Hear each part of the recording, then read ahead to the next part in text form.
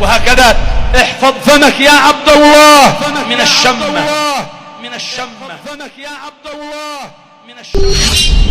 لو رأيت مصانع الشمة لهربت ولوليت منهم فرارا. خرج رجل ذات مرة، كنا في بلاد، خرجنا دعوة إلى بلد، وصلنا إلى موطن لا أسمي البلاد حتى لا تعاب، فرأينا كالزوبعة العظيمة صفراء قد ملأت الأجواء. اقتربنا قليلا جاء العطاس. ما السر في هذه الغبرة التي ملأت الحي وجاء العطاس؟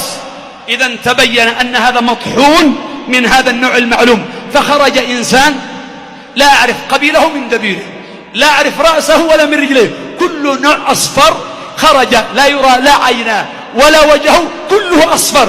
هذا يعيش في داخل هذا الشيء، لا إله إلا